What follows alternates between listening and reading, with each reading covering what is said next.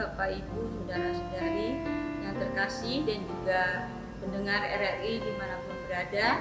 Ibadah online pada Minggu tanggal 23 Agustus 2020 dilayani oleh Pendeta Dedan Bungkot Simatupang. Kami undang untuk berdiri. Mari kita menyanyikan dari PKJ 23 ayat yang pertama.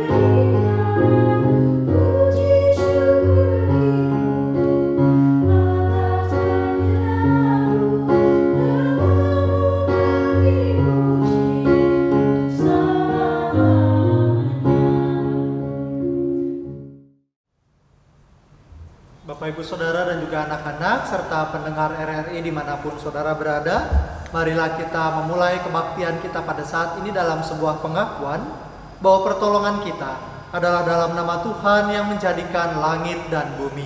Amin. Kasih karunia dan damai sejahtera dari Allah Bapa dan dari Tuhan kita Yesus Kristus menyertai saudara-saudara. Dan menyertai saudara juga. Firman Tuhan yang membimbing kita dalam kebaktian minggu pada saat ini didasarkan pada surat Paulus kepada jemaat di Roma, pasalnya yang ke-10 ayat yang ke-10 yang mengatakan demikian. Karena dengan hati orang percaya dan dibenarkan, dan dengan mulut orang mengaku dan diselamatkan. Amin.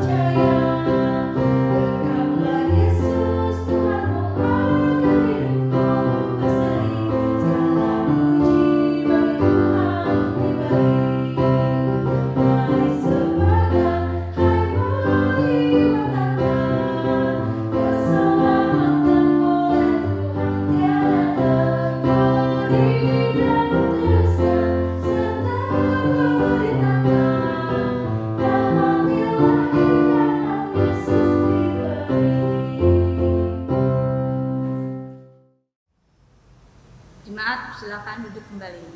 Marilah kita mengakui dosa di hadapan Tuhan Allah kita dalam saat teduh.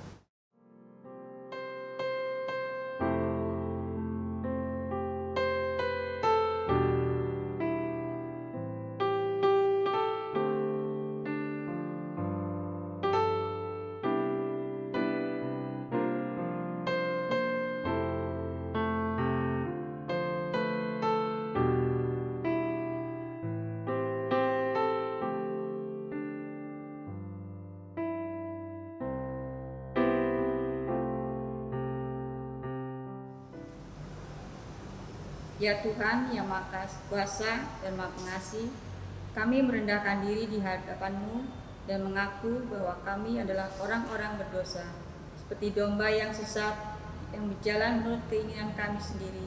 Kami tidak patuh terhadap suara-Mu, kami tidak berbuat apa yang seharusnya kami perbuat.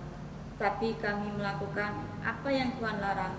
Kami tidak mempunyai kekuatan untuk melakukan kehendak-Mu. Tapi kami tahu ya Bapa yang penyayang, bahwa Engkau tidak menghendaki kematian orang berdosa, tapi supaya ia bertobat dan hidup. Sebab itu, dengan percaya kepada Yesus Kristus, Gembala yang baik, yang telah menyerahkan nyawanya mengganti segala domba, kami berseru dan memohon kepadamu demi namanya, ampunilah dosa kami dan kuatkanlah kami oleh Roh Kudus, supaya kami dapat hidup menurut firman-Mu. Amin.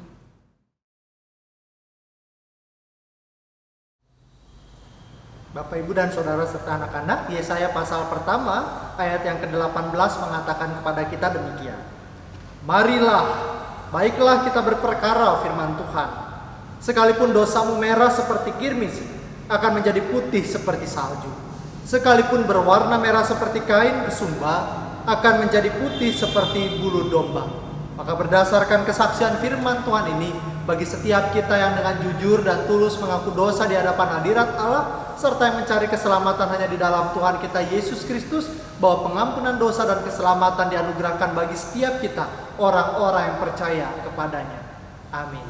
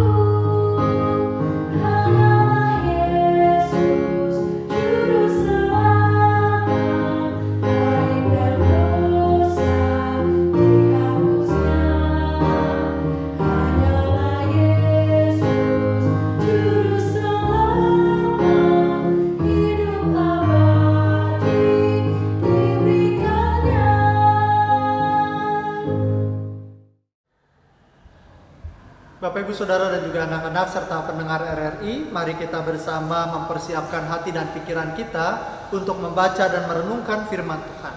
Namun sebelumnya mari kita bersama berdoa. Tuhan Yesus, pada saat ini kami datang kepadamu, mau bersama-sama merefleksikan perjalanan hidup kami bersama dengan Tuhan. Dan di dalam refleksi itu Tuhan, kami juga bersama-sama rindu untuk disapa oleh kebenaran firman-Mu. Oleh sebab itu ya Tuhan, berkatilah kami, urapilah kami dengan hikmat dan pengertian ya Roh Kudus, agar dalam segala kelemahan dan keterbatasan kami tetap dimampukan menjadi pendengar dan juga pelaku firman-Mu. Ke dalam nama Yesus Kristus, berfirmanlah bagi kami. Amin. Bapak, Ibu, Saudara, dan juga anak-anak serta pendengar RRI, firman Tuhan pada saat ini didasarkan pada Matius pasal 16 ayatnya yang ke-13 sampai 20. Matius pasal 16 ayatnya yang ke-13 sampai ayatnya yang ke-20. Firman Tuhan memberitakan kepada kita demikian. Setelah Yesus tiba di daerah Kaisarea Filipi, Ia bertanya kepada murid-muridnya. Kata orang, siapakah anak manusia itu? Jawab mereka, ada yang mengatakan Yohanes Pembaptis, ada juga yang mengatakan Elia, dan ada pula yang mengatakan Yeremia atau salah seorang dari para nabi. Lalu Yesus bertanya kepada mereka, Tetapi apa katamu? Siapakah aku ini? Maka jawab Simon Petrus, engkau adalah Mesias, Anak Allah yang hidup. Kata Yesus kepadanya, berbahagialah engkau, Simon bin Yunus, sebab bukan manusia yang menyatakan itu kepadamu, melainkan Bapa-Ku yang di sorga. Dan aku pun berkata kepadamu, engkau adalah Petrus, dan di atas batu karang ini aku akan mendirikan jemaatku, dan alam maut tidak akan menguasainya. Kepadamu akan kuberikan kunci kerajaan sorga. Apa yang kau ikat di dunia ini akan terikat di sorga, dan apa yang kau lepaskan di dunia ini akan terlepas di sorga. Lalu Yesus melarang murid-muridnya supaya jangan memberitahukan kepada siapapun bahwa ia Mesias. Sampai semikian jauh pembacaan Alkitab kita, maka yang berbahagia ialah kita yang tidak hanya sekadar membaca, tetapi yang terus memelihara dan juga melakukannya dalam hidupnya hari lepas hari. Haleluya.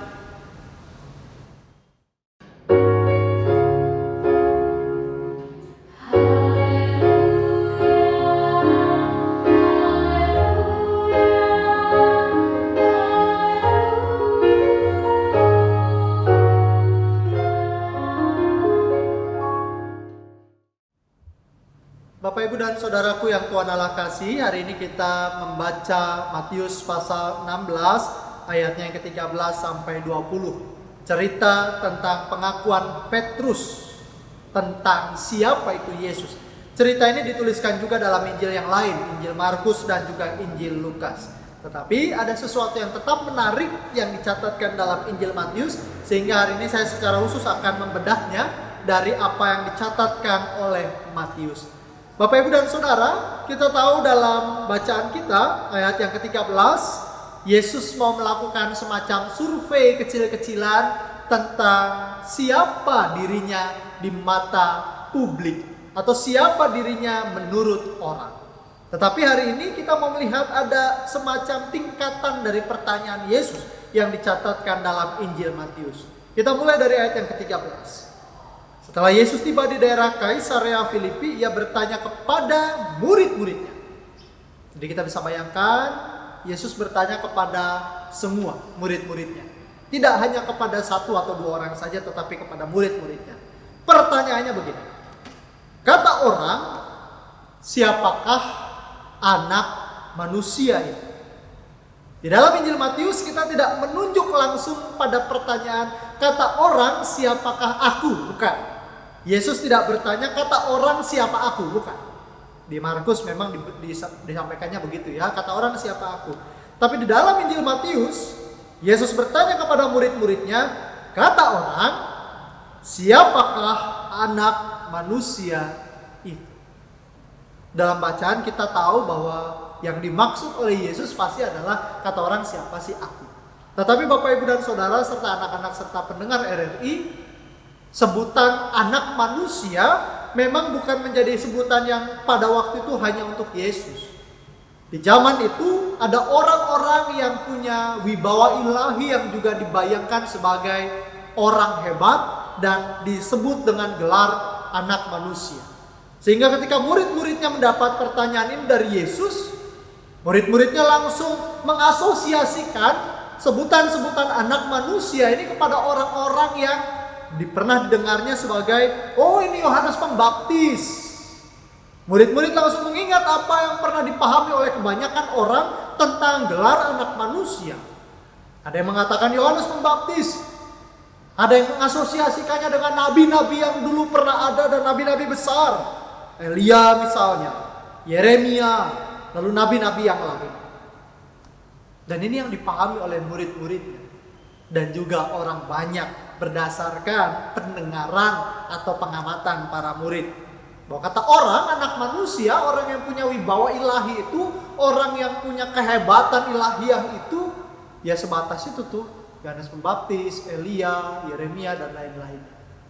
Tapi lalu kemudian, dalam catatan di Matius, kita melihat ayat yang ke-15 ada sebuah perubahan. Kalau tadi Yesus bertanya kata orang, siapakah anak manusia. Tapi di ayat 15 berubah. Tetapi apa katamu? Bukan kata orang lagi. Apa katamu? Dan bukan tentang anak manusia. Siapakah aku ini? Perubahannya sekaligus terjadi. Perubahan kata siapa, tentang apa. Perubahan kata orang menjadi katamu. Perubahan tentang anak manusia dan tentang aku ini. Nah, di sini Bapak Ibu dan Saudara ada yang menarik. Di hadapan para murid pertanyaan ini diajukan, tetapi dalam ayat 16 kita tahu yang menjawab di sana disebutkan, maka jawab Simon Petrus. Kita tidak tahu apa yang terjadi pada saat itu. Apakah mungkin para murid langsung terhening sejenak begitu ya? Apakah mereka sejenak berpikir mau menjawab apa tentang pertanyaan Yesus ini? Atau mereka ada berunding dulu? Atau mereka lalu kemudian mendelegasikan jawaban ini kepada Simon Petrus atau tidak? Tapi yang jelas dalam ayat 16 kita tahu yang menjawab pertanyaan Yesus yang kedua adalah Simon Petrus. Dan jawabannya menarik. Karena dikatakan, engkau adalah Mesias. Mesias itu sama artinya dengan Kristus. Yang kalau diterjemahkan dalam bahasa Indonesia artinya yang diurapi. Jadi Mesias sama dengan Kristus sama dengan yang diurapi. Engkau adalah Mesias. Engkau adalah yang diurapi. Tetapi semua orang yang zaman dulu juga sepertinya diurapi. Nabi-nabi, raja-raja, imam-imam itu adalah Mesias dalam gelar perjanjian lama. Sebagai orang-orang yang juga menerima pengurapan dari Allah. Tetapi yang membedakan adalah jawaban berikutnya yang disampaikan oleh Petrus. Engkau adalah Mesias. Anak Allah yang hidup. Di awal Yesus bertanya tentang siapakah anak manusia.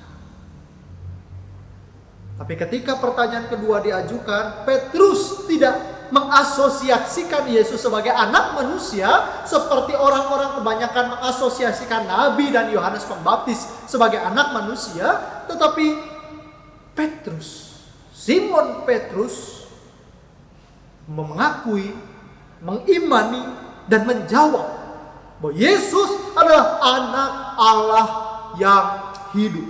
Pengakuan yang lebih dari sekedar anak manusia, gelar yang lebih dari sekedar anak manusia seperti yang dipahami orang banyak. Tetapi Petrus mengakui dalam iman, dalam semua keyakinan, aku yang berjalan bersama-sama dengan engkau, melihat bagaimana engkau hidup di dalam aku, melihat bagaimana karyamu, mengakui bahwa engkau bukan cuma sekedar memiliki wibawa ilahi, tetapi engkau adalah Allah itu sendiri. Engkau bukan cuma sekedar orang biasa yang punya karunia spesial, tetapi engkau adalah Allah itu sendiri, sehingga di dalam kehidupanmu sebagai manusia selalu ada yang spesial. Engkau adalah Mesias, bukan anak manusia, tapi anak Allah yang hidup. Jawaban inilah yang dilihat oleh Yesus sebagai jawaban yang jujur, jawaban yang polos, jawaban yang tulus, jawaban yang tanpa kepura-puraan, jawaban yang bukan berdasarkan pemikiran-pemikiran yang panjang lebar, jawaban yang tidak ada syarat dan ketentuan, tidak ada kata tapi, tidak ada perkataan-perkataan kalau dan lain sebagainya. Tegas. Engkau adalah Mesias, anak Allah yang hidup. Maka dari jawaban Simon Petrus ini, Yesus berkata kepadanya, berbahagialah engkau. Dan di sini unik. Karena Yesus menyapa Simon dengan kata Simon bin Yunus. Sebab bukan manusia yang menyatakan itu kepadamu, melainkan Bapa-Ku yang di sorga. Apa uniknya sih Pak? Memang apa anehnya kalau Yesus menyapanya dengan Simon bin Yunus? Ya memang kelihatannya biasa. Tapi di dalam 1 ayat 17 ini, kita bisa melihat ada bahasa simbol, ada bahasa retorik yang mau digambarkan oleh Yesus bahwa berbahagialah engkau Simon bin Yunus. Dia mengingatkan bahwa engkau adalah anak manusia, engkau adalah manusia yang memiliki ayah secara jasmaniah yang bernama Yunus itu tadi. Tetapi bukan manusia yang menyatakan kepadamu tentang pengakuanmu, melainkan Bapa-Ku yang di sorga. Yunus adalah bapamu secara jasmania. Tetapi Simon, berbahagialah engkau karena sekarang engkau juga hidup bersama dengan bapamu yang ilahi, bapamu yang di sorga. Dan bapamu yang di sorga itulah yang menuntunmu untuk memiliki sebuah pemahaman iman yang benar. Maka Bapak Ibu Saudara dan Saudari serta anak-anak yang Tuhan Allah kasihi, apa yang menjadi percakapan antara Yesus dan para murid dan yang disambut oleh Petrus sebagai jawaban imannya, mau mengingatkan kita bersama bahwa pengakuan tentang Yesus tidak lahir berdasarkan keturunan. Keimanan kita kepada Yesus tidak ditentukan apakah kita dari keturunan pendeta, apakah kita dari keturunan orang-orang yang Kristen kuat, apakah kita dari keluarga besar para pelayan Tuhan. No. Tidak bisa ditentukan apakah saya dulunya adalah orang-orang bukan Kristen, dulu nenek moyang saya ada animisme, dinamisme. Jangan-jangan iman saya tidak sekuat mereka yang keturunan pendeta, keturunan orang-orang pekabar Injil. No. Tapi Yesus menegaskan bahwa pengakuan dan keimanan seseorang lahir dari pengalaman hidupnya bersama dengan Sang Bapa di surga. Saat kita hidup dalam kesetiaan bersama dengan Allah, saat kita memiliki hidup yang senantiasa menyatu dengan Bapa, maka pada saat itu, kalau bahasanya orang Kristen, anugerah.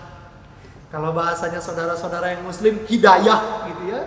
Maka akan ada anugerah Allah yang memampukan kita untuk memahami, dan bukan hanya sekedar memahami, tetapi juga mengalami Allah yang hidup. Dari pengalaman hidup bersama dengan Allah lah yang akan membuat kita memiliki pengakuan yang benar. Dari hidup setia bersama dengan Allah, kita akan mampu menyatakan pengakuan dengan tegas. Kalau kita masih belum memiliki pengakuan belum memiliki pengalaman iman bersama dengan Allah, agak susah sih untuk akhirnya memiliki pengakuan yang kokoh, yang teguh, yang tegas. Tak jarang kita juga justru memiliki kata tapi. Saya percaya kepada Allah bahwa Dia adalah Allah yang maha baik. Tapi kalau, kadang-kadang begitu ya. Di tengah kesulitan, ya saya percaya sih Tuhan itu akan menyediakan. Tapi. Nah, kadang-kadang kita udah mulai banyak tapinya. Tapi gak gini juga Tuhan. Tapi kok kayak gini hidupku? Ya kebanyakan tapi. Petrus enggak. Simon Petrus menjawabnya dengan tegas, dengan polos, dengan tulus. Kau adalah Mesias, anak Allah yang hidup. Itu lahir dari bagaimana ia menghayati perjalanan hidupnya bersama dengan Yesus. Pengakuan yang benar lahir dari penghayatan iman yang benar bersama dengan Allah. Tapi cerita tidak berhenti di dalam ayatnya yang ke-17. Cerita ini masih berlanjut sampai dengan ayatnya yang ke-20. Sehingga kalau kita membacanya dalam ayat yang ke-18 sampai 20, di sini ada sesuatu yang menarik. Di mana Yesus sendiri mengatakan, "Aku berkata kepadamu, engkau adalah Petrus." Nama Petrus diberikan oleh Yesus kepada Simon. Engkau adalah Petrus. Kita ingat ya, arti kata Petrus, batu karang. Batu karang yang teguh, dan seterusnya.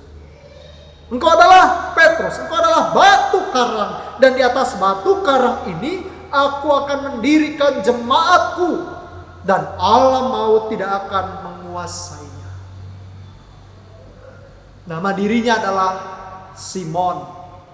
Tetapi Yesus melihat bagaimana kekuatan dan keteguhan imannya, bagaimana pengakuan yang jujur yang disampaikan oleh Simon kepada Yesus, sehingga Yesus mengatakan, imanmu membuatmu pantas untuk disebut sebagai Petrus, batu karang yang kokoh, dan di atas batu yang kokoh ini jemaatku akan kudirikan. Mendirikan jemaat, membangun persekutuan, bukan ditentukan dari seberapa banyak fasilitas yang kita punya, bukan juga ditentukan dari seberapa banyak jemaatnya, bukan ditentukan dari seberapa banyak duit yang bisa dimiliki untuk kemudian bisa melakukan banyak program. Jemaat yang kuat, yang bahkan alam maut tidak akan dapat menguasainya, ditentukan dari seberapa kuat iman kita, seberapa teguh iman kita. Apakah kita memiliki penghayatan iman dan pengakuan tentang Yesus sekuat batu karang, sekuat Petrus? Kalau itu kita miliki, di tengah pandemi ini tidak akan pernah menyurutkan sama sekali persekutuan kita. Kalau keteguhan iman kita seperti Petrus, seperti batu karang, ada atau tidaknya dana, fasilitas, materi, tidak akan menyurutkan kita untuk tetap bertumbuh sebagai persekutuan jemaat Kristus. Kita akan tetap guyup. Kita akan tetap berkarya. Kita akan tetap maju. Kita akan tetap berdampak. Tapi kalau belum memiliki penghayatan dan pengakuan sekokoh batu karang, seberapa banyak pun fasilitas yang kita punya, nonsense. Gak akan mungkin kita akan tetap bisa bertumbuh sebagai jemaatnya. Dan ayat 19 dilanjutkan dalam perkataan Yesus kepada Simon Petrus, "Kepadamu akan kuberikan kunci kerajaan sorga." Tolong ini jangan dibayangkan seperti orang yang nenteng-nenteng kunci gitu ya. Kadang-kadang imajinasi kita kalau menggambarkan Petrus sebagai pemegang kunci kerajaan sorga, seolah-olah gerbang sorga Petrus pegang kuncinya gitu ya. Untung hanya pegang kunci. Mungkin zaman sekarang ada termogan juga kali si Petrus ini ya. Tapi bukan dalam artian yang seperti itu. Ketika dikatakan bahwa engkau kuberikan kunci kerajaan surga, bukan dalam artian secara harfiah Petrus tenteng-tenteng kunci kerajaan surga di gerbang kerajaan surga kelak, bukan. Tapi bahwa kepada Petrus diberikan kuasa, kepada Petrus diberikan kepercayaan, dan kepada Petrus diberikan tanggung jawab yang kaitannya ada di dalam ayat yang sebelumnya di ayat 18. Tanggung jawab tentang jemaat yang akan didirikan oleh Tuhan. Kepadamu kuberikan kunci kerajaan sorga, dan kunci itu menjadi tanggung jawabmu untuk dapat membangun, membina, mendidik, membentuk jemaat Tuhan yang kudirikan. Maka tanggung jawab yang disampaikan kepada Petrus adalah apa yang kau ikat di dunia ini akan terikat di sorga, dan apa yang kau lepaskan di dunia ini akan terlepas di sorga. Sederhananya begini, jemaat yang kudirikan dan kupercayakan kepadamu adalah jemaat yang harus engkau bina dengan baik. Apa yang kau bina, apa yang kau didik, apa yang kau teladankan kepada jemaatku, maka itu yang akan melekat juga sampai kepada hari pertanggungjawaban itu kelak. Maka ini secara khusus menjadi sebuah refleksi bagi saya dan Bapak Ibu Saudara sekalian sebagai hamba-hamba Tuhan. Saudara-saudara yang pada saat ini mendapatkan berkat khusus, diteguhkan tak sebagai komisi, tak sebagai penatua, tak sebagai PPJ, dan terlebih lagi buat saudara-saudara yang memiliki jabatan gerejawi sama seperti saya sebagai seorang pendeta. Tuhan mengingatkan kepada kita hati-hati. Berkat dan jabatan itu bukan sesuatu yang bisa kau permainkan. Berkat dan jabatan gerejawi yang Tuhan percayakan kepada kita bukan untuk diselewengkan.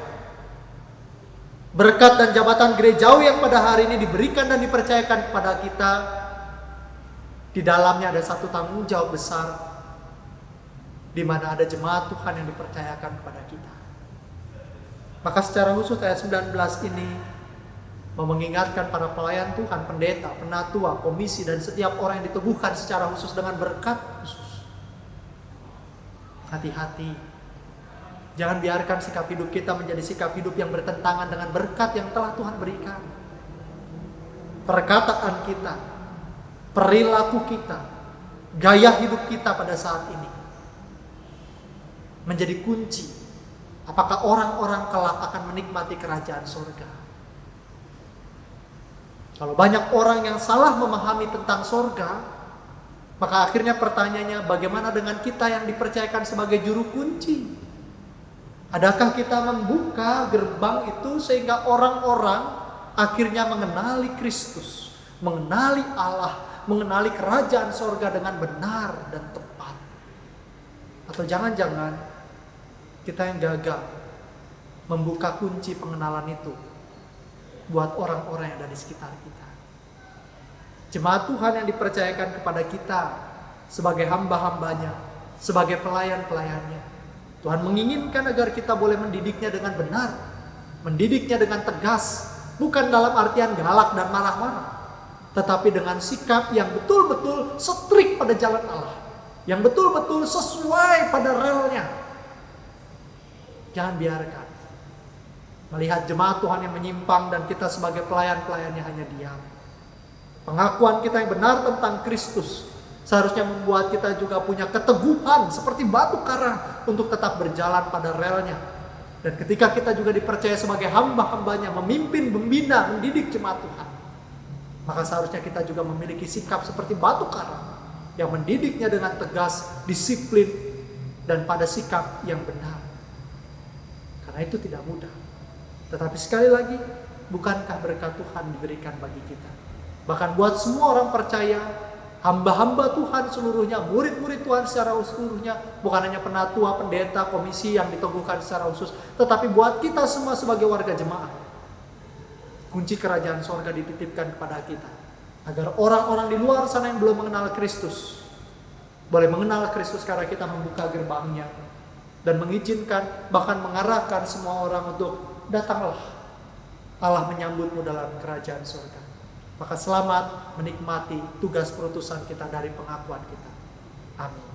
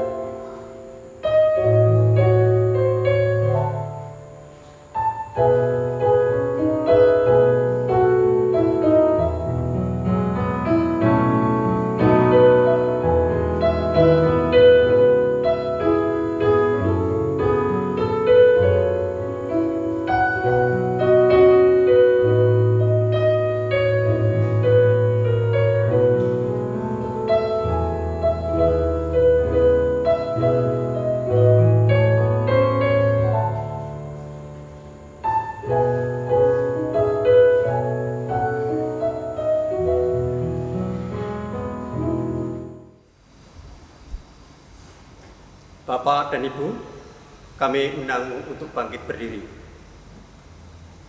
Marilah kita mengucapkan pengakuan kepercayaan kita bersama-sama dengan gereja dari segala abad dan tempat, dengan kita memuji dari Kidung Jemaat nomor 280 ayat 1 sampai dengan 3.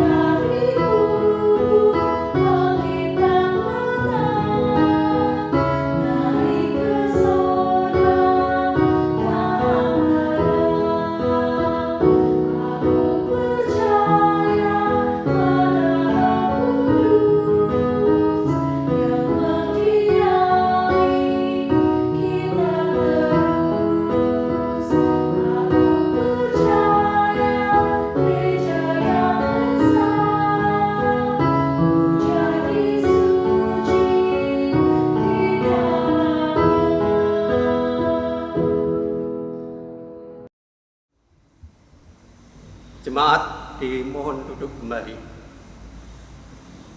Bapak dan Ibu serta anak-anak yang terkasih dalam Tuhan Yesus Kristus, pada saat ini kepada kita diberikan kesempatan untuk menyampaikan persembahan kita sebagai persembahan syukur kita kepada Tuhan dengan mengingat firman Tuhan yang diambil dari Amsal 11 ayat 25a.